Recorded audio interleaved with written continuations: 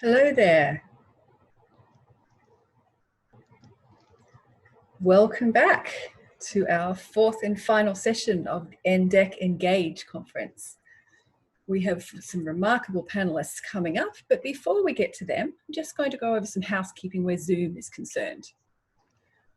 I'll give you a moment to read the slide. Zoom is best seen on a desktop or a laptop. A large screen at full screen value is best. If you'd like to hear the audio for the English translation, feel free to turn that on. And if you'd like to read the captions, there is a button at the bottom of your Zoom screen to turn that on as well. Should you have any technical issues during this session, please send a message to chat and our IT team will get you sorted out.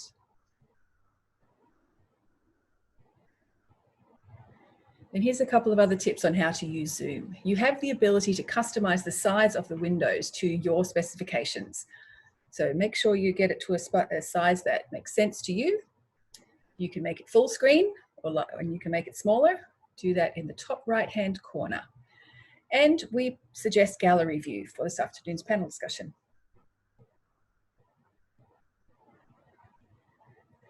And don't forget, as we discuss these issues with today's panelists, should you have any questions, go ahead and enter them into the chat feature, into the Q&A feature.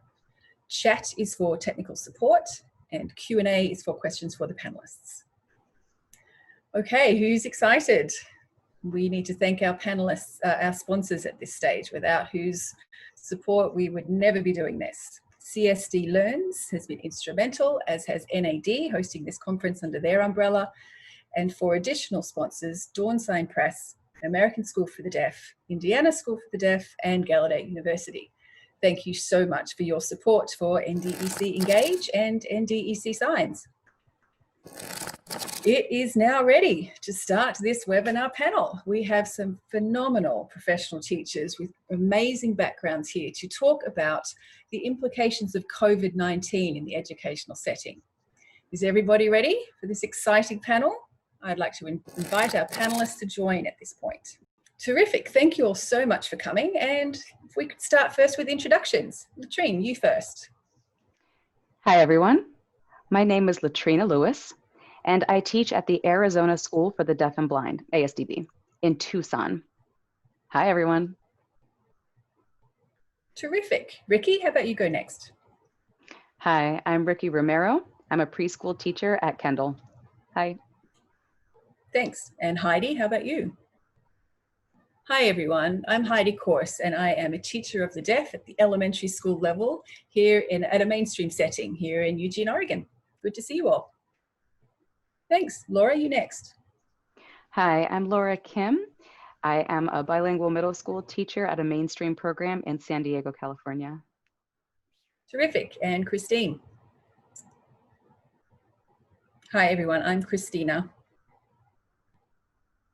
And I work in Oregon. I'm an interpreter there. Most of the work I've done has been at the elementary school level, which is K through 5th grade. Moderator. Wonderful, we've got some very different backgrounds in all of you in the settings in which you teach and work. So the first question is, how has COVID-19 changed your teaching approaches? Anything in particular that you think has been challenging in this virtual world? And Latrina, we'll start with you. Sure. So at the time, I was just getting ready to get back to teaching because we had just started our spring break. So I was looking forward to seeing our students in about 2 more weeks. So there was a great deal of excitement, and buzz at the school. But then the coronavirus epidemic was announced. They said that we would prolong our spring break by 2 more weeks. That allowed us time to prepare for what to do when school would resume, but it never did. So we switched instead to online learning. This was a whole new endeavor for many of us. I'm a team teacher. I'm a lead for the elementary school instructors. We all decided that we would offer our instruction over Zoom. So we moved in that direction. Everyone jumped in. People were really excited because it was something different. I mean, of course, anything different always is going to present a learning curve and some stumbling blocks along the way. But we all worked it out, focused a great deal on IEP goals for all of our students, the content areas, making sure that their literacy, sign language development, and math were prioritized. So we felt like we were at a good place. We took on this challenge, and it's something that we generally found to be new and exciting. We communicated a great deal with parents, set up our online schedules, and that was what we did. Moderator, would anyone else like to share? Ricky, how about you? Right, so similarly to what Latrina just said, we were all really stunned when we got the news that we wouldn't be resuming school in person. And I'm an early childhood educator, so the parent-infant program really was sort of upended. We focused on the students' language exposure, so we made tons of videos, tried to make a bunch of content all at once that would serve children in the range from birth to 5. So we put a lot of effort into reaching out to families. And I mean, of course, it wasn't all smooth sailing in the very beginning. We had to figure out how to all use Zoom, how to do activities virtually. But we were able to figure out how to make this transition to parents educating their kids in the home. Offered lots of suggestions, of course.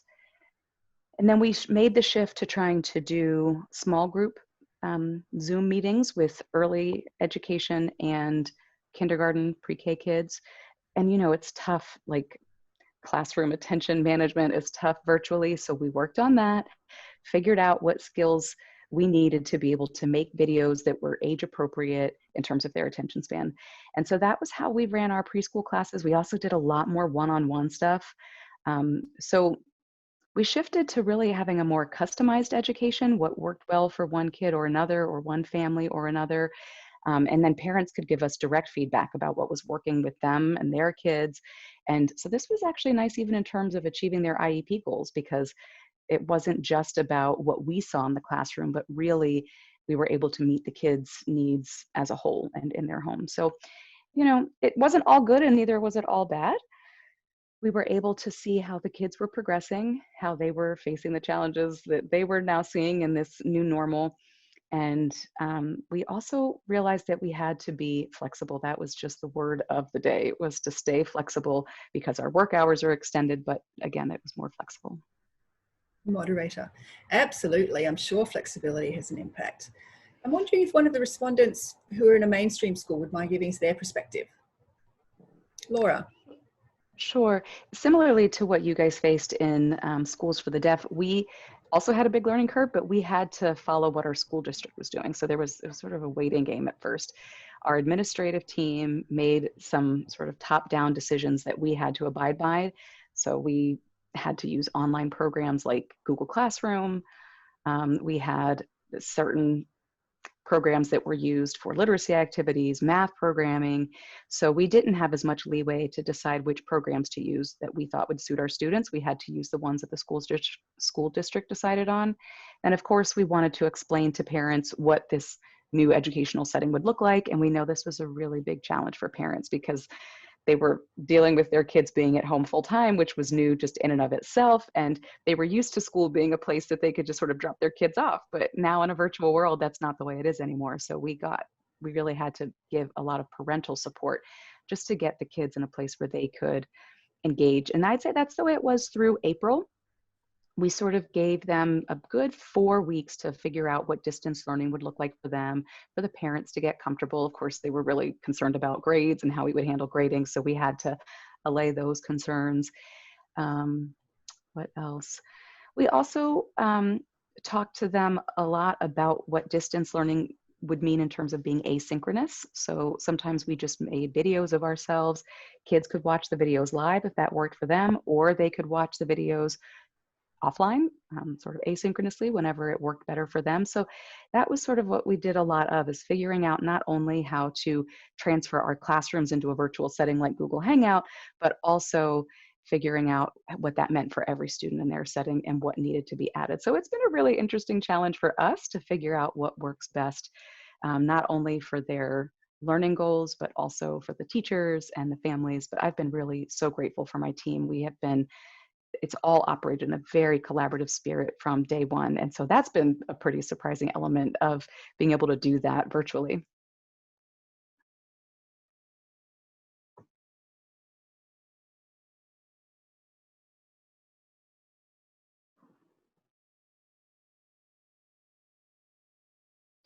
Christina. Initially, as an interpreter, it was tough.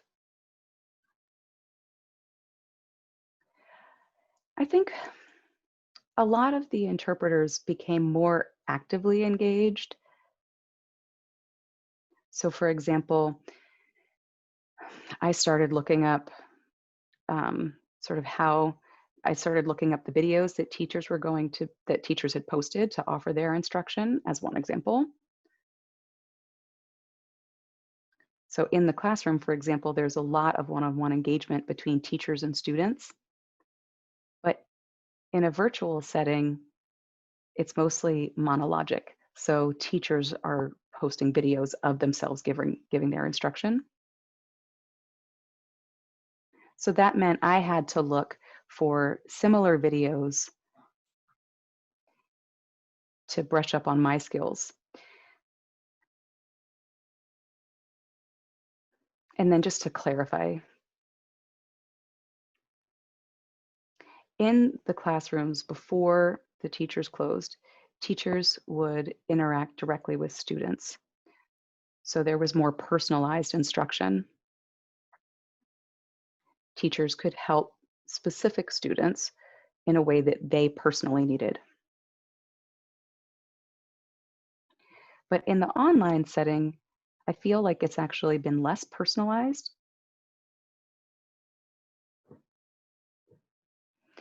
I've noticed more videos from YouTube being used. I've seen that the school districts have their libraries, quote unquote libraries, and they've been relying on those, the videos that are available in those libraries. So the teachers have been working hard to select videos from the libraries that would be suitable, and then they post those for students to use for class. But the issue for that, or with that, is that those videos weren't made with each of their courses in mind. Those videos were made for a more generic audience for all students, basically not custom videos. And in that regard, they weren't personalized. So as an interpreter, I tried to think about how I could not only interpret the content, but interpret it in a way that suited the students' needs. So I guess in a nutshell, it's just been tougher as an interpreter, but at the same time, it means that I'm more active in finding the content and seeing what's going on in these classrooms. So I'm doing it. Moderator. Thank you. And I assume that students in the mainstream setting feel a bit detached from that in that perspective, not able to connect as well with their teachers. So hats off to interpreters for trying to be part of remedying that. Okay, we have a slew of questions coming in from the audience, so we should move on. How did you handle teaching when, for example, you're working with families who don't have broadband access, don't have computers or tablets? What kind of support are you able to give to those kinds of teachers? And perhaps we'll start with Heidi. Heidi. So what we did first was check in with all of the families, and it seemed that most of them were okay on the technology side.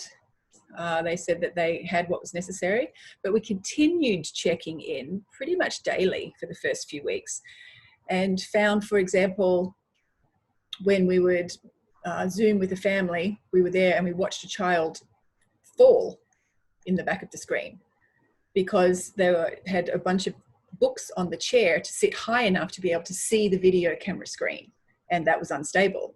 So we realized they didn't have a safe chair, and their mother said, yeah, I don't have anything else that's appropriate for that student. They didn't have a table available for their child to be a student. So we talked to the school and asked if we could borrow the school desk and borrow a chair. And of course, that means the district has to call up the chain of command and figure out what the policy is on lending school equipment to a family, but we got that okayed. And so I said to the family, I can bring this over to you, drove the table and chair over to their house. So that was the one kind of issue that arose. Then where bandwidth is concerned, most people had internet, but not necessarily strong, so not necessarily hardwired. And also parents aren't necessarily available because they were doing their own work from home. So we found that that was an issue as well, because then they were competing for bandwidth. We would try to meet with parents after their working hours so that they could then work with their students from perhaps 4 till 5 p.m. at night, trying to get the parents, if they were available at that time, to keep that time available to work with their children so that their child could work with me. And this is kindergarten through second grade. So these are young children that we're trying to work with. Moderator. Heidi, so are the students exhausted by the end of the day? I mean, are they perhaps fresher in the morning than the afternoon? What did you find there? Heidi. Well, we tried to do mornings, but honestly, we tried to work with whatever accommodated each particular family schedule. And for the families where the parents work, that wasn't an option in the morning, so we did the afternoon. Moderator. So you're trying to work out what fit. That makes sense. Laura, how about you? I just wanted to share that I've also faced a number of challenges. So again, I'm at a middle school in a district that serves the entire county. We are the only middle school in the entire county. And so any student that lives outside of our city limits is still schooled at this middle school. So we would have to reach out to parents, figure out what is needed in their area. And our school district wasn't responsible for ensuring internet access for students that live out of bounds. We were able to work and make sure that they got the needed access, but it definitely required a lot of legwork. I mean, it was like working with about 5 different school districts. So we had to make all of those arrangements, which was a lot in the beginning. But again, I think that our efforts toward it really succeeded because of all of our collaboration. I imagine so. Ricky? On the internet access thing, that wasn't actually so much of an issue for us in our area. For the most part, our families had good Wi-Fi connections. The challenge that we faced was really about their time management, which was mentioned earlier. And especially because the students that I teach are sort of older toddlers, 3 or 4 years old. And so parents really had to get adjusted to this new schedule of having the toddler in the home, and also what that would mean for distance learning for a kid at that age. And in the beginning, kids really liked it because of course they like their screens and their tablets, but then once it got to be a couple hours a day, it was no longer holding their interest. So we had to make adjustments. We also would meet with parents in the afternoon just to check in to see how things went, see how they were progressing with their activities, share any tips, what have you. So we've made adjustments over time because we've seen how kids respond to this new format. And again, it's very different than typical classroom management. When they're at home, it's like psychologically home is a different space. You know, they want to do different sorts of things. It's not a school space for them. And so we had to accommodate different learning styles for each of the kids. So some of them definitely did better in the morning. So we did things that were sort of part of our typical classroom routine because routines are really important with kids, especially of that age. And, you know, there were some families that weren't available, but we did our best to find time that worked for all of the families. So that was what we did with our kids because they're at such a young age. And so that really requires a good deal of monitoring and checking in. And of course, a lot of them talked about missing their friends and family and just missing school. So a lot of what we did too was just the emotional support of acknowledging and validating their concerns. So that's also taken a toll. Absolutely. How about Latrina next? Sure. And then Heidi, I saw your hand up. So I wanted to say that we're really fortunate that about 80% of my students actually even already have tablets or laptops in addition to having internet access. So that was wonderful. That meant we could teach every day for 7 weeks. We had group sessions in the morning. Parents said that they wanted that. And then some parents wanted some evening stuff for after work hours. So we had 2 groups that met in the afternoons. And so what was great is that I had a block of time that I could plan for. Like I did the morning kids sessions. And as it worked out, a lot of them were at the same level, the same instructional level. So I was able to make lesson plans for my morning session and then for my 2 evening sessions. And the remaining 20% that didn't have internet access or didn't have devices, I just sent them hard copies. So I sent them paper versions of things in the mail, making sure to provide really good instructions along with illustrated support just to make sure that they could understand the instructions. my students are about second, third grade. And so I face some of the same short attention span things that Ricky mentioned. So I had to make sure that what we offered was interactive. And then anything that I sent to the kids in the mail, parents would have to just take a picture and send them to me. But the kids have been really excited to show me their work. So they get really excited to know that the teacher is still looking at their work, and they really like the routine. Kids also really like to anticipate when they can expect things, sort of like what Ricky said. And then also, like Ricky's students, our students were really focused on whether they could come back to school, when they could come back to school. So that made me decide that I had to sort of add extra attention to calendaring sorts of things in my lesson plans, and then also talking about personal protective equipment, gloves, masks, etc. So I sort of made our online classroom a little bit more structured. And I set up that calendar right behind me, and the students really responded well to that. They seemed really to like having that because it gave them a sense of what to predict. So it wasn't just an isolated online lecture, but they knew what was coming for the whole week. It meant that they could put anything that they wanted to in their calendar. So it really helped to calendar our time and our sessions together, and then also show them not just what was coming up that day or the following day, but that week, the month ahead, the week ahead. Because Zoom was something that was new for them. They initially thought that it was just something fun, but once they reframed it as this is school now, and this honestly was a mental shift for me too, and a shift for our entire team, for our aides. So once everyone got a sense that Zoom was sort of our new school and they could see the calendar behind me, it really gave them a sense of like, okay, this is school. And we applied some of that sort of calendaring work into our math lessons, for example, like how many days have we been online? How many days till school ends? That kind of thing. So it helps reinforce for them that this is still school, we're still learning together.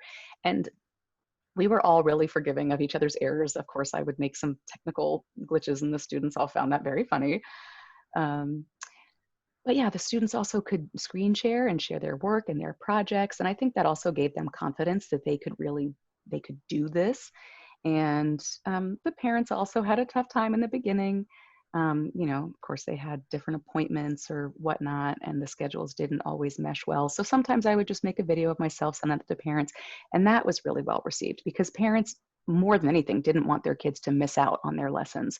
So if it was a morning session and I had already recorded myself, I would just send that to them. And like I said, that's true for about 80% of our students. Unfortunately, the 20% that don't have internet or devices don't get to see their classmates. So I sent them pictures a lot, and parents said that their kids really just lit up when they could see pictures of their classmates and friends. So it's been wonderful to see the parental involvement. They've actually been much more engaged, especially now that they see what it is that we do every day. Yeah, it's sort of like parents have this newfound appreciation for us as teachers, I think, and for their own child's learning. Moderator. Definitely, and I'm glad that parents are appreciating this and seeing the efforts of all of our everyday work with their children. Okay, let's head on to some more questions. For those of you who have students with additional disabilities, for instance, who are deafblind, who don't have direct access via this new virtual medium, what kind of accommodations are being provided for them? Heidi? None? We don't have any students who are deafblind? Oh, interesting. Well, I can head on to the next question then.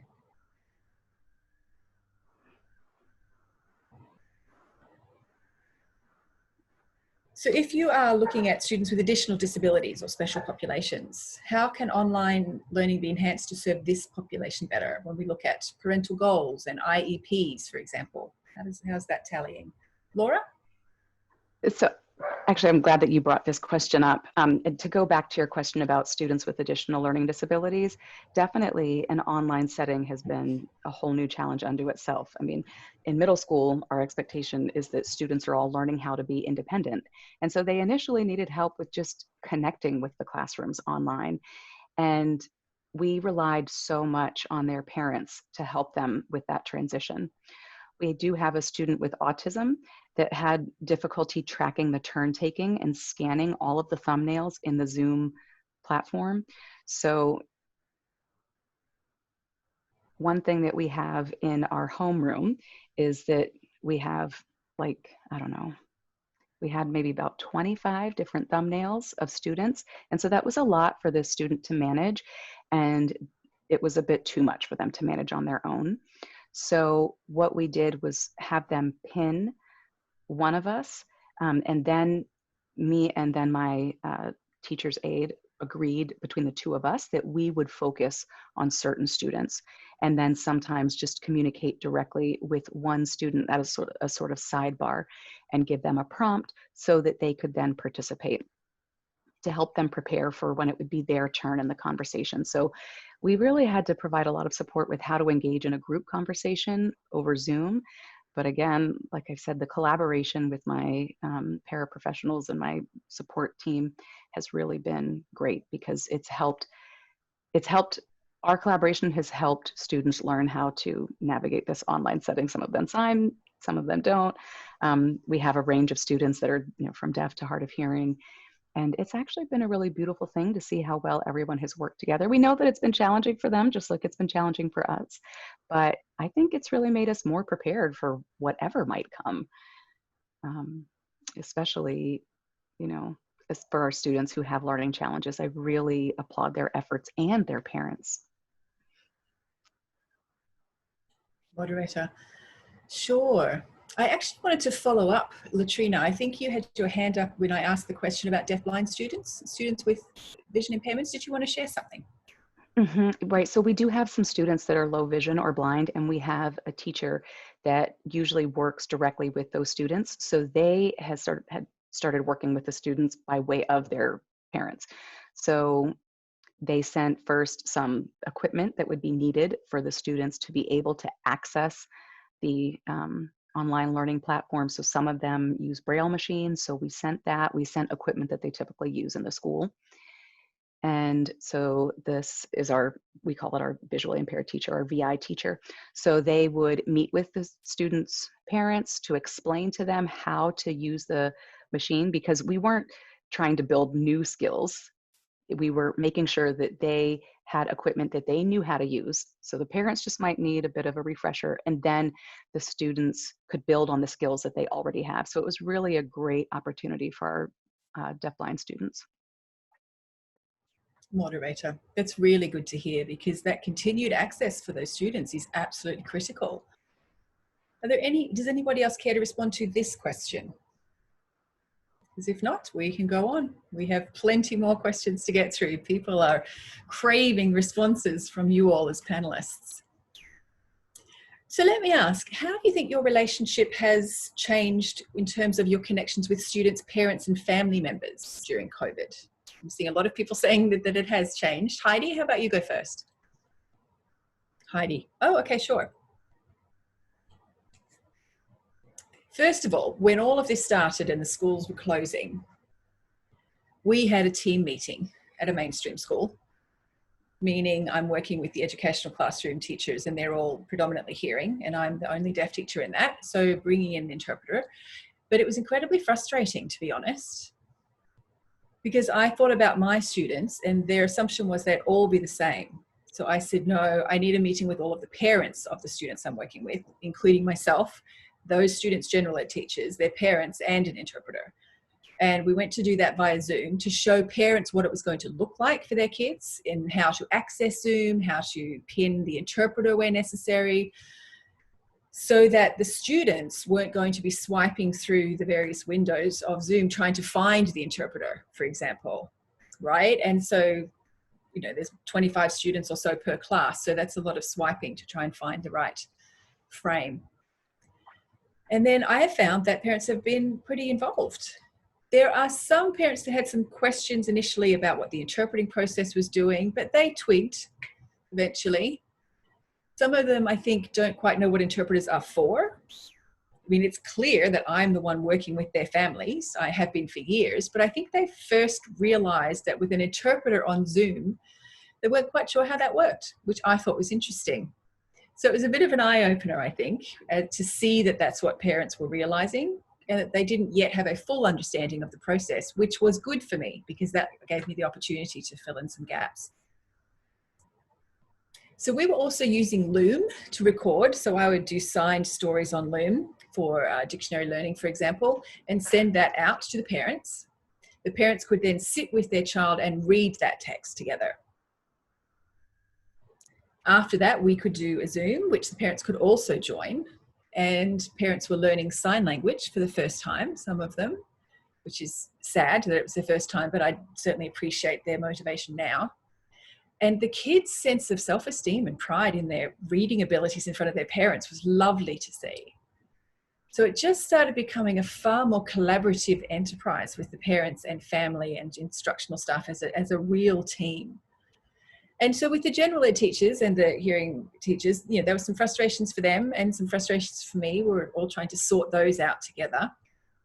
But nonetheless, it was a different experience for us both in this new way of working together. So I'm the specialist in deaf education and the general ed teachers are not. And so there's a lot of learning together and mutual support going on, but a lot of collaboration that I have really appreciated. Moderator. Ricky, would you care to respond to this one? Yeah, I think that in the ECE program, parents already work a great deal with their schools. But with this big change, we have found some little ways to be even more connected. So as an example, we used an app called Seesaw for a little while, and we would put in activities there, you know, short lessons, whatever, do a couple activities and put in some stories. And families would connect to Seesaw, students would watch the stories, and then they would make a video of themselves responding to whatever they needed to respond to, and then they would upload that video. And so this was a great way for us to get some insight into what the students were doing with their parents at home. And then we sent videos of ourselves too, just to stay in touch and make sure that we felt everyone was connected, even though the school was physically closed. So we really appreciated that sort of connection with our students' parents. We also did some activities for families to make sure that you know, students who aren't really inclined to sitting down at a workstation for an hour or so still could get their needs met. So we would explain certain activities that parents could do with their kids and what they could do to help them prepare to sit and watch a lecture online. And then it also helped me to know what else or who else was near the student. So if I knew that their parent was next to them, then when I was offering my instruction, I could say, oh, well, look to the adult to your right, or things like that. So we could engage more in just little ways that we didn't always do pre the school closure. You know, it's like we would interact with the parents primarily through newsletters or sort of at drop off and pickup time. But in this virtual setting, we had more constant contact. Moderator. That's great. Laura, do you want to respond? I wanted to go back to the comment about interpreting and just how much work that's taken and interacting with the parents. So we have a pretty sizable interpreting team in this school district, and they serve all the needs sort of prior to the school day, and then all the after school stuff. So they have had to do a lot of coordination. And then all the staff meetings and the other things that happen on the teacher or the professional side of things. And again, that's a pretty sizable school district, and we started to have a few more meetings in this new setting. And so it's been a great challenge for the interpreters, even just to keep track of turn taking and who's talking. There's been times where I've had to be sort of more purposeful about how I interact. And then the interpreters thankfully also gave me tips for how to sort of take the floor in a virtual space, because that's different than how we do it in person. Moderator. Heidi? Yes, I have to agree with what Laura's just said. It was quite frustrating to start with, and turn taking with interpreters via Zoom was not particularly smooth at all. And I've done a lot of meetings with interpreters. And as we started to get going on that, I was starting to be more collaborative with the teachers and the parents, but also with the interpreters, because I don't typically see interpreters in my mainstream classroom because I'm there providing instruction to the students, right? So, right, I don't typically talk to or work with interpreters in the same way. So if I go in to talk to a teacher perhaps, or a hearing kid maybe, but this online space was different. And we used Seesaw as well to start with. But I noticed that oftentimes there were things that weren't being interpreted, and I would ask the interpreter why not. And it would be because the interpreter was blocked from a particular feature. So we had to do a lot of intentional working there to do some problem solving. At the end, it was pretty successful, but it was a lot of trial and error as we navigated through that process. Claudia, absolutely. Christina, did you want to respond? Yes, I've had many similar experiences and some of the same problems that have been mentioned. We had Seesaw as well. And that's a place where teachers could post their signed video content or bring in YouTube videos, etc. And when I noticed that when they would do that, I would be searching to find different videos. And maybe on first glance, it would look like the same video. There'd be a teacher describing how to work on a particular topic. So I would interpret that as an attachment and add that link. So we can do that with Zoom by adding that attachment. But then I would come to find out later that there are 5 pages of interpreted content. So that means I have to add additional links for that additional work. So it wasn't just the one activity. So I may end up with 8 pages that need to be continually added as attachments via linking. So that was something we noticed. And I would sometimes say to the teacher, this videotape might not be the best match for a deaf or hard of hearing student, for example, and give us some rationale. Maybe it wasn't interpretable, or it wasn't done well. So perhaps I would try to interpret something that we had a similar experience and it just didn't look like equal access. So I did talk to the teachers periodically about that sort of thing and try to become more collaborative in that work so that the deaf teachers as well could work in sort of a triad with myself and the hearing teachers for those kinds of conversations. Moderator, I really have to applaud educational interpreters because you're looking at all of the needs for what students need in a mainstream setting and also potentially mediating a hearing classroom and a deaf classroom content-wise, all in a virtual world. Goodness. Okay, we have a lot more questions. Let me ask, what do you think was your biggest school win in the virtual space? So with distance learning and this new virtual mechanism, what's your biggest win? Latrina? For me, hands down, it's the fact that parents want to be involved every single day. The students show up without fail. And we have this one PAP program that's called Soapbox. And it's so cool. So it's almost like Loom. It's not too different from it. The layout's just a little different. So anyway, I can be visible on one side of the screen and then have prompts, for example, like a reading comprehension question on the right. So I can have my students read something and then ask about, what one character is saying, and then the students sign their responses. And I can see that, they get the right character right. And then I ask them to expand on that. So then they write their answer. And that platform has been so great for the interactivity that can sometimes be lacking in a virtual setting, because everyone can see each other. We can engage in conversation. And that has been the absolute best, is just being able to connect with them reliably every single day. It's really helped me to not feel like we're as far apart as we really are. And again, like I said, 20% of my students don't have internet access, but we send them pictures. They see pictures of our Zoom layout. They see their friends, and they feel like they're a part of it, even though they're not always there. I've also asked parents, there's 2 parents that are not too far from each other, and neither of them have internet access. They do have smartphones though, and they were able to download Soapbox on to their phones because they have an app version. And so we did that just to celebrate a couple of students' birthdays who had birthdays since all this quarantine stuff started. And that was just amazing for all of the students. I cannot tell you how happy they were. to be able to see their friends, connect with them. So technology really has certainly enabled lots of connections. And I think that we can be more creative with the technology that's available than what it just seems to be available for off the box. I mean, excuse me, off the shelf. So yeah, we have really done a lot of things with videos that we already made. We selected some that were already made in the school. And then it's been nice for students to see some of the teachers that aren't just me or their typical classroom teachers, like, oh, that's my SLP teacher, or that's my interpreter. So it's been great for them to see videos of other school staff that they're accustomed to seeing just in the hallways on a daily basis. So that program has been really great. There's a read, write ASL curriculum, or reading and writing ASL curriculum specialist that made all of those videos even before COVID hit. This is like 2 years worth of resources that we have. So that has been a real win for us to connect with students, parents, and staff.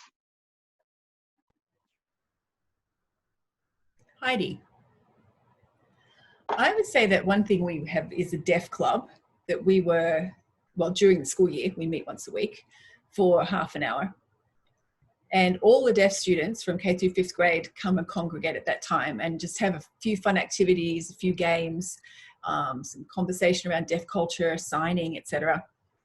And I decided that regardless of this transmission to a virtual world, that concept really needed to continue. So I think, people miss seeing each other in school. Sometimes it's interpreter mediated, sometimes not. So I've invited everyone to a Zoom room every Friday for a deaf club.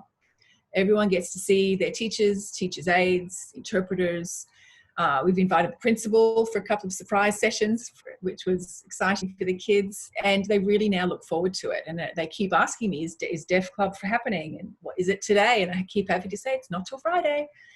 So, I mean, it's obvious that they miss their peers in this quarantine world. And so this is one thing that they can look forward to, even though, there's small group reading and other things that they do on a daily basis, but to have this one large group meeting has been really nice to continue having, even in a virtual world. Moderator. Well, as we look at COVID numbers continuing to spike again, I wonder how that changes what your plans are for teaching and how you plan to approach it in the fall. Laura, would you like to answer that? I just got an update from our school district the other day saying that we need to be prepared for the fall to be online also. So they are expecting that we'll give the parents the option to send the kids in person to school or to stay at home. So this means that as teachers, we're having to prepare for both options. And that's a big task. And so some of those decisions are still up in the air. Some parents very clearly don't want their kids to go to school in person, so we know that they're going to go the online route and they're being given that choice. But yeah, I'm sure that I bet that about 50% of parents want to send their kids to school, but I'm sure that they have concerns about the coronavirus and any risk. And so I think that those concerns might sort of drive parents to lean toward continuing with distance learning. And then that means as teachers, we also need to think about what that means for us having to go in person to school. And the governor might change his decision. I would not be surprised if it changes between now and then. So I feel like we have to be prepared for anything. Heidi. Oh, I feel the same way, Laura. We could be accommodating in school or at home or some kind of hybrid. And that's what I suspect will be the case. But I realize that what we really need to prepare is to be ready to teach. And we need to put effort into being ready to teach in an online fashion. So I don't know that we've done a lot of teaching of new concepts in the current world. We've mostly been reinforcing concepts that the students have been learning. So I think that one thing we need to be really ready for in this home environment, and you can't see on the side of my wall, I've got some artwork and drawings. I do a lot of drawing myself. So I've got a lot of drawings there to sort of get myself prepared for being a little more proactively teaching new content and not just revising. Ricky. So over the past few months, as I've said, we've figured out ways to do different kinds of activities and lesson plans in an online format. But as we look towards the future, so far, by the way, we've only been meeting like 2-3 times a week because of their age range. I think that what we're going to do is shift to just a weekly approach, because it's just not age appropriate, developmentally appropriate to expect a kid that age who needs so much physical movement to sit in front of a screen for hours at a time. So we're going to have to change our approach to something that's more child directed, following their interests. So it might even be some, let's say that a kid's really into Legos. We'll have to figure out how we can tie in one of their interests into content areas like reading, math, ASL development. And even if those lessons are shorter, I think if they're personalized and we see that the child is making progress, then that's what will have to work. As long as they're progressing towards their goals and they're still learning and covering all the content areas that need to be covered. I think we're going to continue using Seesaw. That app has been popular, so I think that we'll devote more attention to that, continue to use that for activities. And again, I think they're going to have to be more child-directed activities that really suit their interests. Where I am now, the students come from different areas, and so it's been kind of hard to figure out one topic that suits every kid's interests. And then I also try to do things where parents have to go to the store and just get a few items to help supplement the content, but not every store has the same things in stock. So that's also been a challenge. So I've been collaborating with parents on how we can adjust activities so that students can have materials that they'll need and that they're materials that they're interested in. So we're still actively engaged in conversation about what the fall is going to look like. But I think overall, what we're going to have to do is sort of take the child's lead in terms of what topics they're interested in and then figure out how to adapt that to content. Because again, it's not realistic to expect a 3 or 4-year-old to sit and learn only from a screen. And if we continue to try to drive them toward that, could potentially have an adverse effect on their learning. Moderator, absolutely. I mean, and one key to children's learning and development is their peers. Peer learning is so important, and that's something they're missing at the moment. But watching their peers can be a source of motivation for them. It can be really wonderful, and it can really advance their learning. And that's missing in this environment. It certainly is. Okay, let's move to the next question. What are you hoping to see for your students, regardless of age, because we span early childhood all the way through high school with our panelists? What would you like to see them gain in this time when we look at the next school semester? What do you think you need to support them most in to prepare for that if school's going to still be virtual? Laura, how about you? So again, I work with middle schoolers and they like to be independent, but there are times where they realize that they still need help. And so they're generally good about asking for help when they need it. But I'd say that they're struggling overall with their emotions. And I mean, they're entering their preteen years. And so this is something that requires a lot of support from us on the academic side, but also the social emotional support side when we're in person. One thing also that we've been using in our school is a restorative justice approach. So we check in on their feelings, how they're feeling on a scale from 1 to 5. So we do that sort of check-in during our advisory session. That's, again, the label that we use for our homeroom session. And this is something that we thought wasn't necessary in this current setting, but we realized that it's actually the opposite, that it's even more necessary than it ever was. And so sometimes they don't always respond, and that's something that we need to pay attention to. And then we follow up with them individually because sometimes they don't feel like they can share in the large group. And so we really just try to give them that support to know that they're not alone and how they're not alone in what they feel. At the same time, that they need to still continue to be responsible and accountable because they're not as diligent about going to bed when they should and getting up when they should. So we also try to reinforce when they're doing things well and saying things like, thanks for coming to class. So we're sort of leaning more heavily on the positive reinforcement than we are on the discipline side. When you're in person, you can do a little bit more of the sort of the negative reinforcement side and saying, well, you should come to class and blah, blah, blah. But we're having to be much more positive with the students, and then also recognize the familial demands that they might each have in their homes. Some of them have younger siblings that they have to care for. So we're trying to provide the support that they need as middle schoolers to help prepare them for high school. And who knows if they're going to have to continue to use distance learning when they do enter high school. So we've been trying to be as positive and encouraging as we can be, just to help them progress toward being independent young adults, and really reinforcing that it's good that they get to class on time. This is great. Conversations with middle schoolers can absolutely be a challenge. Latrina, did you want to add a comment? Yeah, I wanted to just echo what Laura said, that we want our students to continue in becoming independent learners and at the same time taking responsibility for their instruction. Also, the parents have gotten more involved, and they realize, they're saying things now like, oh man, I should have learned ASL a long time ago. And so we're also encouraging and supporting the parents to say, you know, it is never too late. So parents are showing a great deal more interest than they ever did before.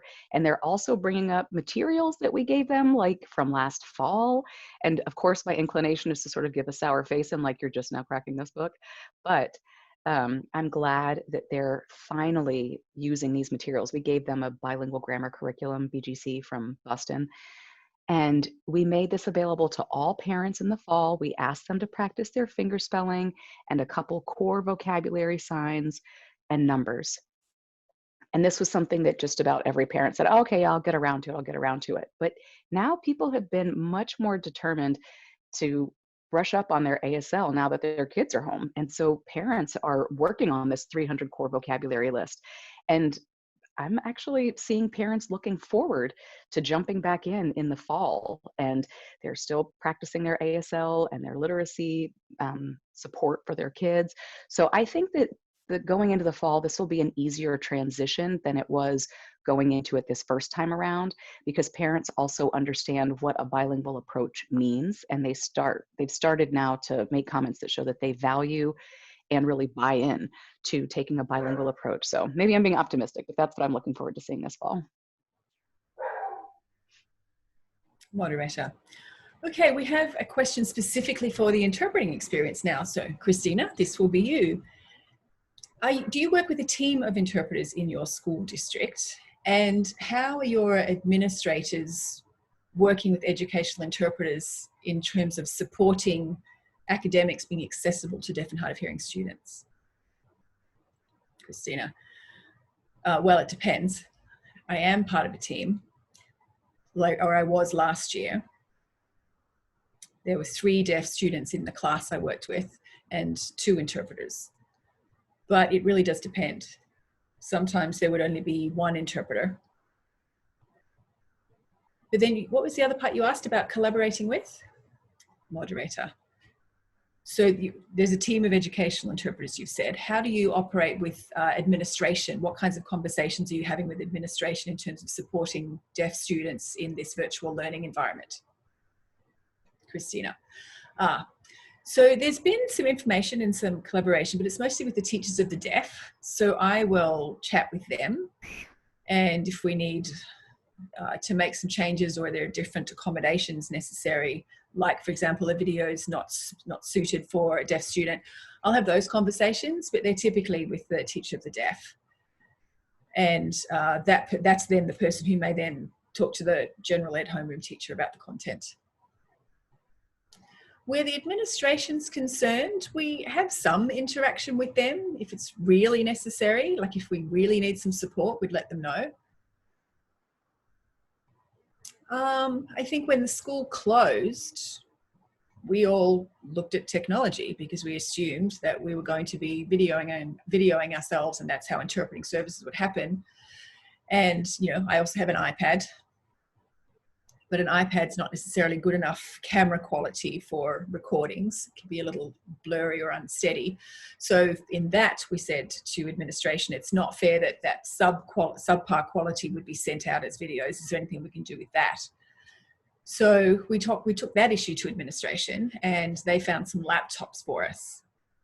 So all of the interpreters are able to use laptops that were distributed by admin, which is better, I have to say.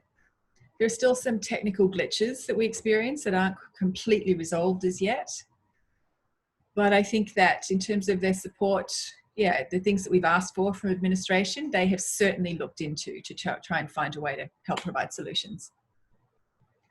Moderator. Yeah, as I hear that story, I just think it's really important for us to know who's from a mainstream school, and the fact that deaf children in mainstream schools can really be fatigued quite differently from other kids, and that doing it all over Zoom, watching interpreter mediated education, is just a completely different experience, and that exhaustion can really be a factor. Christina. Yeah, if I could add to that, as interpreters, I think we've noticed that sometimes the deaf students seem to be straining a little to watch. So we've said to, not to admin, but to the teachers of the deaf, for example, the students have an iPad at home, which is fine, but I don't think it's actually good enough for them to be able to watch interpreter mediated content from all day. So is there a laptop, for example, that could go to those deaf students? Give them a bigger screen and a little less eye strain. So we've done that, and that seems to have worked a little bit. So we've made some of those kinds of suggestions about different equipment that could be more beneficial to those students, and that seems to be happening. So that's good. And then specifically for deaf students, those things I think are really helpful. Moderator. Heidi, you've got your hand up. Heidi. I do, because when you talked about administration, I just think it's really important to mention that administration at a school, particularly in a mainstream school, have very little experience working with deaf people. So like the principal may never have met one. So I think it's my responsibility as a teacher of the deaf in that environment to ensure that I am communicating with the principal and showing them what access looks like for deaf students in this virtual world. So we've had some meetings, typically on Zoom, where I can screen share and show them Seesaw from the classroom perspective, so that the principal can understand what it looks like when you have an interpreter there, when links have to be included, what the students are accessing and what it looks like from their point of view. So the principal, honestly, was quite impressed, but I just felt the value in showing the principal what this looked like was incredibly useful, because if there are issues that arise later, the principal's going to understand what that lack of access looks like immediately. So keeping the principal in the loop is a really important part of this. And that's, I think, an important part of helping keep this accessible for our students in this setting. Moderator. Laura, did you want to make a comment? Yeah, I just was going to make another comment, again, sort of reinforcing the fact that my team and their collaboration has been great, especially across the size of our school district, which is very big.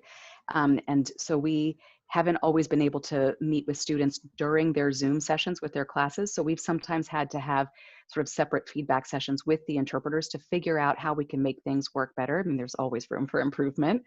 And I think that comes through having regular conversations or these feedback sessions to make sure that we learn from each experience, because you can't always anticipate every single issue. Things just come up. I'm teaching summer school, and so these conversations with interpreters have continued even over the summer. But I think that keeping those lines of communication open have been really key. Moderator. Absolutely. It's hard to imagine what you all are going through. But let's talk now about measurement and assessment and IEPs. Are your students meeting their goals? And if so, how? What modifications have you made to what they're doing to ensure students are meeting those IEP goals in the short term with this two-dimensional virtual classroom? What are you documenting? Are you doing the same kinds of things you normally would, or are you doing it differently? Laura, go ahead. So this has been an interesting one. Of course, we were initially very concerned about meeting the IEP goals and following the outline because it's a legal issue. But then our school district sent out a message saying that we just have to follow the PWN, the pre-written notice guidelines. So we let all of our parents know that given that education is not happening in the school, it's happening at home, it's virtual, that the environment is different, then that meant that they could not expect us to adhere to the IEP requirements as diligently as we would if we were in the school setting. And this wasn't even something that we had to document within the IEP. It was just something that we could note informally and put in the student's file, because it actually wasn't sort of directly tied to the IEP. The IEP really has to do with what happens in the school building. So this was a brand new concept for us, and it did put our concerns at ease. And so we made the needed PWN notes and put it in each child's file. Now, of course, aside from that, we still wanted the kids to meet their goals. So we just documented evidence of progression as best we could, made notes on what we needed to continue doing in the fall, make note of their present level of performance, and just keep plugging away. And because, of course, our primary goal is that the student progress regardless of what level they're starting at. But assessment and monitoring has been really challenging. You know, giving tests has been tough in a virtual setting. Attention management has also been tough in a virtual setting. So assessment has been difficult for us to figure out how best to support them in their homes. So, you know, this is basically like a whole new fresh start for us with distance learning. Indeed. Latrina, did you want to add? I did. Yeah. So the documentation point that Laura just made, we started using spreadsheets. And so we had to just sort of document what lessons we covered, what level the student performed at. So just to use the BGC bilingual grammar curriculum as an example. So we would list the vocabulary that they already knew, that they came in with. So, you know, first 30 words would be already familiar to the students. We'd review the first 30 words and then add on, let's say for a 7-week session, we would try to aim for 40 additional vocabulary items. And surprisingly, we noticed that many of them still were able to achieve those numbers because they still had that material that we had given all of their parents, and then their parents had finally cracked open those books and they were practicing too. So we were able to document what the students were doing to progress towards these goals. And of course, the main goal was just to expand their vocabulary. So we were able to document that they were working on their vocabulary and that it was sort of witnessed in the Zoom setting, but that we couldn't test it. But we could document informally that they did seem to know these 40 words. So this coming fall, we'll review those 40 items and then document their success. The same goes for their math skills. In 2nd and 3rd grade, we're focusing on addition and subtraction and borrowing. So again, this is a skill that I'm just having to document, like see how the kids are performing in the online classroom. They have a number sense worksheet that I created myself that I just document how well they're performing on. So how well they're able to use numbers in a sentence, how well they understand values, and their overall comprehension of number sense. And so I'm documenting things like, you know, do they understand place value? So this spreadsheet has sort of substituted my assessment tool. And so I understand what you mean about the PWN. Like we have made those notes when it's something that is, you know, not working well at all. So like independent writing, some parents are able to help their kids, some aren't. So definitely some subjects have been more challenging than others, but we've been using a spreadsheet to keep track of their documentation. So it's a more informal assessment, but it's a good way to see how they're progressing so far. And we'll see if we can still use that in the fall. Hopefully we can.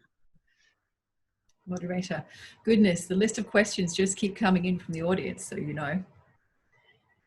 The current question is, what are some of the most successful ways that you have kept students engaged in learning work and completing the tasks with assignments that you've given? How have you sort of kept their motivation going? Because we've noticed that some students are losing motivation and they're no longer finishing up their work. They're a little more lackadaisical at the home environment. So what are you doing to support them in continuing to be motivated and complete their tasks? Heidi, go ahead.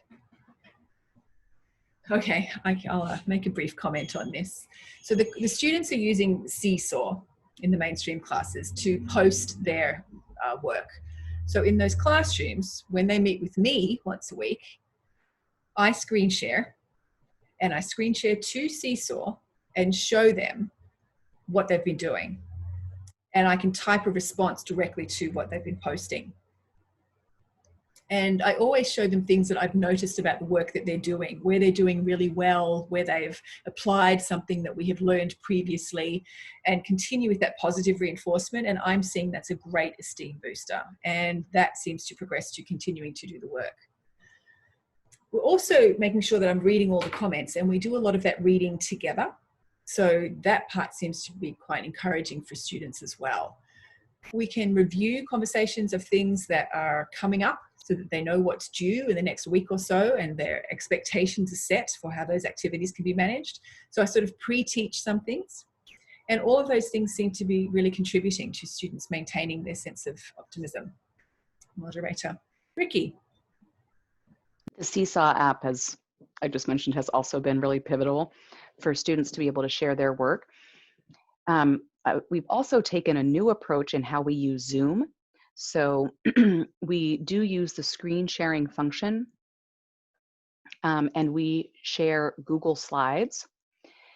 Again, like I mentioned, we really try to follow the children's or the students' interests. So if they like drawing, then we'll both be in that Google slide at the same time, and then we can both edit it together. And so we can draw something if the child's interested in drawing. So what exactly we do in the Google slide would vary depending on what the child is interested in. But it's been a nice way for us to interact real time. And then it also helps, like, we'll have a book that we assign every week, and we can share a picture from that book to reinforce a story that they've read in that Google slide.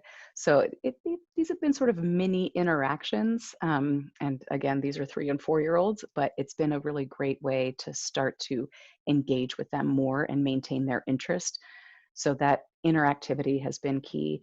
And then, you know, we're focusing on like number and letter awareness and recognition, hand shape recognition.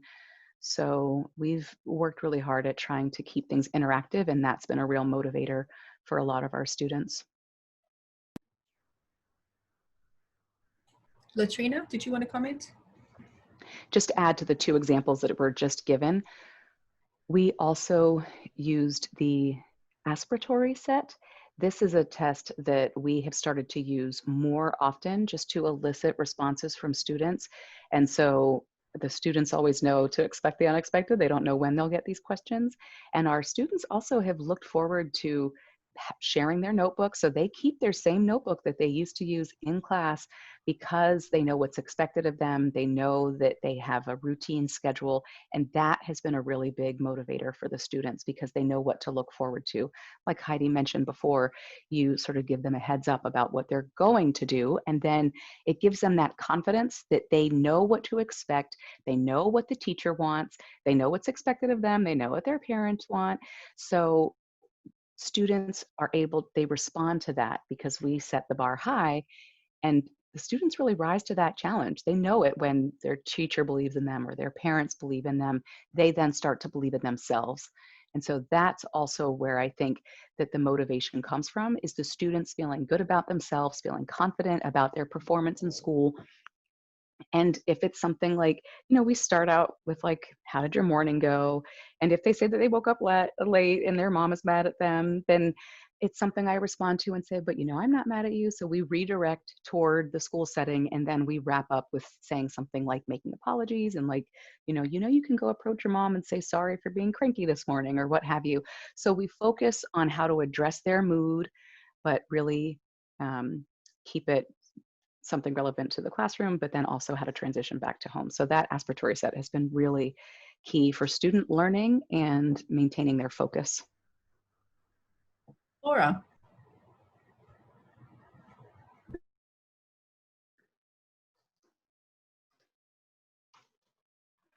So our students are really still preteens, and I feel like I have to become their cheerleader in a lot of ways. And that's been the key way that I've kept them interested, is honestly just being like, you can do it, keep it up, you've got it, which is a bit exhausting for me. But at the same time, it's a good reminder for us of where their social emotional skills really are and how well they're able to express themselves in sort of an inverse relationship to the level of their emotions. So like the more angsty they are, sometimes the less they're able to communicate. And so that just means we have to be more creative, try to figure out how to make things more fun, how to make things relevant to their experience at home and not be sort of overly school or academically driven, that we need to find things that they can do at home that interest them, that relate to something we can teach. So like a lot of DIY projects lend themselves to math skills, to some degree, some reading and writing skills. And that's been something that kids have been really interested in, is figuring out what projects they can do in their homes and not just sort of related to schooling in an isolated way. So, numbers and math, for example, can seem really removed from the real world, but when they do a DIY project, then they start to see that like these numbers are actually relevant to tasks they can do in the real world that might eventually be relevant to a job. So that's also been an additional component. And some kids do experience communication frustrations at home. So I have to recognize that and try to focus their attention on things that they can do physically, do on their own, and really, again, just serve as their cheerleader and stay positive for them. Moderator. Definitely. And the home environment, is sometimes a little more comfortable. It lends us to be a little more relaxed than we might be at school. School's a little more structured, perhaps. We're finding some questions around parents who sometimes feel overwhelmed about supporting their children in this new environment. So especially if the parents are not fluent signers yet, what do you recommend for helping parents feel a little more at ease and supporting their children in this remote working schooling world? Heidi. Honestly, if parents have questions about support, you can absolutely text me. So that's what I tell the parents I work with. And I've got a few parents that do text and ask for a little help. They're stuck on how to explain something, for example. So I can meet with the students via Zoom and do that one-on-one and explain that issue myself. Or if students were thinking that it was a really long spring break, they wouldn't have to come back to school, for example. And, we explained COVID in sign language for parents who weren't as adept at that. So some of it is around that kind of communication, and I can supplement that with Zoom calls direct to the students. Sometimes parents are saying slightly different things, like their student doesn't seem to have any motivation at all to get back into schooling. So again, I can have one-on-one sessions with those students and try to re-motivate them about about the importance of keeping their brain working and continuing to grow, and do that with, a bit of a chat, and that seems to help with motivation for students as well. That said, we also offer to meet with the students, but I've got a good relationship with those students. So that is one way to approach it. You can also send resources to parents. So when parents have asked me for resources, I've absolutely sent those along. And I think the most help for students, given what's going on, is helping them understand what's happening. And maybe school isn't necessarily the most important. It's parents making sure that they're able to explain to their children what's going on at the moment. Laura? Right, related to that experience, that I think in this new setting, we're much more than teachers. We wear those other hats much more often. We are communication advocates between students and their parents. And really, honestly, thanks to Purple and Convo, they have Spanish interpreting available through VRS. And I just cannot thank them enough for having that service available, because it's allowed me to interact much more easily with my Spanish-speaking parents. And I think that also helps the parents feel at ease. They can express themselves naturally in their first language. I can explain what to expect in a much more detailed way. So just a little shout out to them for that resource. That's been really great. Ricky, did you want to respond? Yeah, so I was just going to say that in addition to my typical lesson plans, I've been working a lot more on different types of activities students can do in the home. Bingo, things like that kids like, that parents are familiar with. And some families have reached out saying that their kid isn't always sure what to do, sometimes doesn't seem interested in learning. So I've had to provide a lot of support for the parents to reiterate that they need to really look at what their child is interested in. And obviously students can't get outside of the home as often as they might typically do. So it's not as easy to have, make suggestions to parents to take them somewhere to foster their interests. So there's been a lot more creativity required um, to help support the kids in that way. Also, parents have been looking for resources for where to sign up for sign language classes, and these are also being offered online. But we've been really just trying to connect parents with those sorts of resources. Moderator. Yeah, there actually are resources on the CSD Learns website if parents are interested in that. So there's some resources there about some teaching and learning tips and toolkits. Okay, let's turn to IEPs. An issue that some professionals are facing is struggling how to assess progress of IEP goals, given that the student environments are so variable. And one state decided not to ask for monitoring, but there's pressure to make that happen in the fall. So are you dealing with IEPs and recognition of goals and progress? How are you looking to monitor that in the coming semester? This is Ricky. Claudia, could you just repeat that question? Sure. So we're not worrying, as some of you have mentioned, we're not worrying about IEP goals at the moment, but in fall, the likelihood is that those IEP goals will again come to the fore. So have you already started to figure out what to do about IEPs and goals in the next semester, if it's still virtual? It's such a good question. Latrina, what do you think?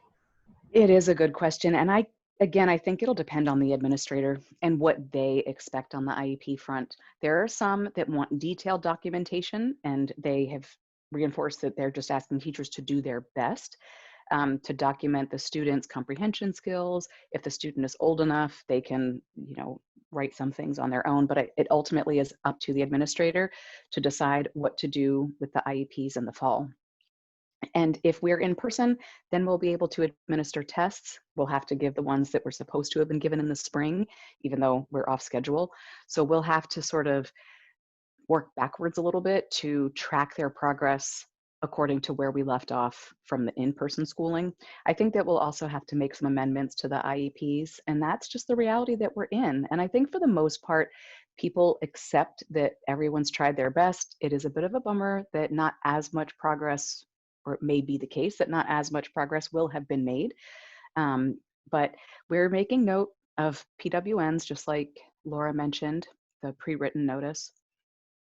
So we are making note when we change our instructional practices, and we might repeat the same goals or modify the goal, or, and that's a challenge that is okay. So legally, we have the option of just amending those goals. Heidi. Yeah, I have some students whose skills I can already see are deteriorating from the spring with this. So we're looking at extended school year for those students as well, and hopefully that will supplement a bit. But that's probably going to be through virtual as well. It's probably not going to be in person. So it's going to be a continuation of this two-dimensional academic space until we can get back to the in-person setting, which I think is more effective. So that's what I'm hoping for the fall. Ricky. Yeah, just piggybacking on the comment about the legal obligation. So with distance learning, this has definitely been new. So we've been documenting how many times we have been meeting by video, and it's not like 4 or 5 times a day as is stated in the IEP, but it's like maybe 2-3 times a week. So we've made modifications with the understanding that we're still assessing as much as we can. We have recorded our Zoom sessions for documentation purposes. And some of the students' goals have specific sub-objectives that haven't been met yet. So some of them are ones that we sort of keep on hold. So we're making progress on some, but not others. Like Latrina said, this is just our new reality. So we've had to be flexible with how we progress on students' IEP goals and figure out what works well for students in this new setting, what's not. So there are definitely some areas where we just have not quite figured out what the best solution is for teaching in an online format. So we're just focusing on trying to progress as best we can and help the students grow. Heidi, did you want to mention anything about that? Because you said that, you know, you're looking at students now, and if this is continuing for extended school year, for example, figuring out how we're going to approach some of these modifications. So what might we do differently to be ready for the fall if it continues in the virtual world? I think it's really important to consider the extended school year that you raised, Heidi. So what resources have you all found the most helpful in this new environment? Are you developing your own materials? Are you looking at social media or other kinds of media to bring into the equation? What recommendations do you have for our audience members to get ready for the fall? Heidi. So I use Loom and I really like it. But that said, I realize as a teacher, I do need more options. I need to do a little research over the summer, I think, and reach out to some other teachers around the state who I know and see what else is being used for certain activities and apply those to my classroom for the fall. I think that's my responsibility to do that research over the summer, because Loom is great, but it's not enough by itself. I need more. Christina? So I use Facebook and a few different Facebook groups for working with educational interpreters. And there are an awful lot of people sharing all kinds of resources and ways in that space for how to cope during this time. So there's a lot of recommendations that have come up, like Loom and some other resources and different ways of screen sharing and videoing ahead of time. So looking ahead to potential solutions with technical problems, we've had those conversations. So for example, sometimes my camera goes a little blurry amid the recording. So I'll be providing a recording of an interpretation and every now and then it'll get a little fuzzy or pause. We have to figure out what's wrong with that. So I checked the Facebook group for that problem to see if I could figure out what was going on and if there was a solution. And lo and behold, someone had a recommendation. So to switch out of autofocus. I would have had no idea that that was the heart of the issue, except I found it via Facebook, did what was recommended, and it made a big difference. It was much better. So Facebook groups like that can be really helpful. And then for my peers who are working as interpreters, I honestly think they're just such a valuable, wonderful bunch. I can tap into their experience at any time. They're incredibly helpful and have great suggestions. So, you know, of course, I'm always looking to, you know, talk with or counsel with the teachers of the deaf, talking to the administration, etc. But I think that core relationship with my peers is also really great because they really understand what an educational interpreter is going through and how to address some of the problems that we're facing. So they're all things that I've been working with. Ricky, would you like to have a response? I've primarily been using Zoom, Google Slides, those two for the most part. But now I've gotten to know those platforms even better. So even though I was pretty familiar with them, I've discovered these sort of like tips and tricks that I never knew about. So I'm using what I already used, but even better. I've been able to figure out how to use GIFs, which kids really seem to like a lot. So I've been able to bring in more content. I've also gotten pretty good with video editing. So, you know, I've been spending a lot of time on that. So that's been what's really consumed a lot of my work. I've also gotten much better with lighting and backgrounds and just my own pacing and rhythm because I'm recording it and I know that students are watching it either on their own or with their parents. And so I feel like I've been deepening the skills that I've had already. I also used to use a smartboard a lot in the classroom, but obviously I've not been using it in a virtual setting. So I relied a lot on the ability to swipe across different pages through the smartboard. And so now I'm having to figure out different ways to do a similar sort of thing in distance learning. But it's nice that distance learning offers some level of permanency because it's offered online. And so things that we cover, we're able to record and document. So kids are sort of learning and progressing with schooling in this new technological age. Laura. Yeah, I echo what all of you have said. I think ultimately this gives us an opportunity to learn through trial and error and just learn through experience to figure out what our kids need, what works well, what we need, what works well, or what doesn't. Sort of like what Latrina said, that aspiratory set is something that we really have started using to elicit responses from students. There's one that I found thanks to a grad student who shared this program with me. She had to use it for her lesson plans. But anyway, let me see, I have to look above me because it's on a poster. It's glftechie.com. That is a great, great math lesson plan resource. You're able to follow the Common Core grade levels and make sure that your activities meet all their different skills. So I have been using that resource. I pulled up 3 different activities that I could use. Like, for example, students are learning how to estimate in middle school, and for some students, this is a newer concept than others. So I've had my videos ready. We apply it to their real life experiences. And it's nice because as a teacher, you don't have to reinvent the wheel. We've been able to really save a lot of time by using this resource.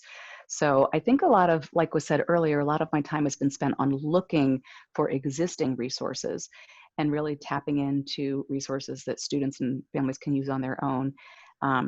There's some things that they can do independently on their own time to enhance their skills, but this GF, I'm not sure if the interpreter is getting the spelling correctly, GFLEtechie.com. And again, this has been just an outstanding resource, very visual, very user-friendly, lots of videos. It includes tons of questions. You don't even have to come up with those on your own. So that's been a big time saver.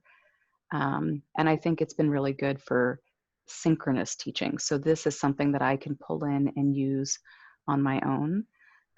And it does help with the interactivity with students when we are connecting over Zoom. Thank you all so much for sharing. Oh, I'm sorry, Latrina, did you want to add something? Yeah, just 2 quick things. So some students already have a school curriculum online. My school has their curriculum online, their reading curriculum. So students have access to that. And our math curriculum, it's called Big Ideas. It's through National Geographic. Both are actually through National Geographic. The literacy one is called Rich for Reading. And the math one, again, is Big Ideas. And both of them are for teachers and students. So what's really great about this curriculum is that it's available for both of us. Students can go to it on their own. Google Classroom has also been really great. Google has opened up access to like Google Drive, Google Classroom, Google Slides. So the Google world has also been very useful for our students because it's user-friendly. And then Soapbox, as was mentioned before, has been just phenomenal. Students are able to share their work no matter sort of what the medium is that they first created it in. And Soapbox is free to use. What else? Oh, BGC curriculum, as I mentioned a couple of times. I've been using that a lot. So those are the uses the resources I've primarily been using.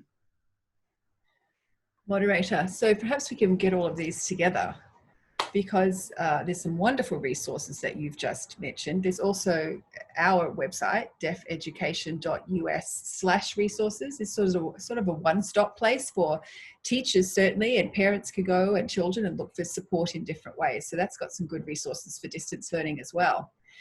That brings us to the conclusion of our panel today. So I want to thank you so much for this vibrant, rich discussion that we've just had for the last couple of hours on the implications of COVID and teaching, connecting with your students, making sure that they're ready for the fall. We so much appreciate the 5 of you giving us your time and energy today.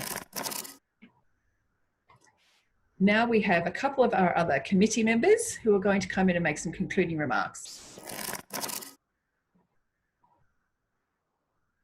Patrick, I can't wait for NDEC signs. How about you, Beth? Definitely. I cannot wait for NDEC signs. It starts next week and I need my CEUs. 15 is just an amazing number to get. Yeah, NDEC is worth 15 CEUs. That's a lot. We have the CEUs available till August 1st, so people can take a look at these, find out what the CEUs are about, and they are eligible for CEUs. So if you contact your local provider, the way that you connected here, you can get your CEUs. Right. Speaking from Riverside, California at CSDR, we are now beginning our planning efforts. And this is Tawny. On behalf of NAD, we'd like to say congratulations on a marvelous event. NDEC 2020 Engage, I think, has just been an invaluable opportunity. So thank you for all of your time and efforts and contributions to this event. We're very appreciative.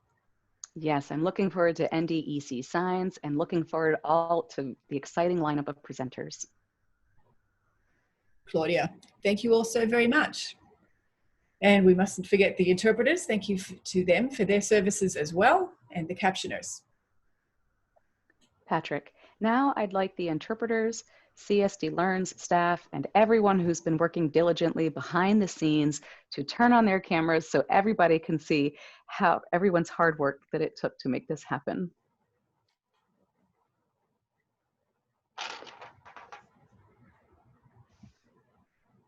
Patrick, thank you so very much, everyone. Thank you for everything that you've done to make this conference successful.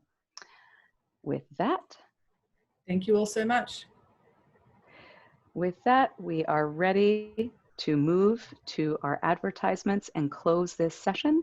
See you all next year in Riverside, California.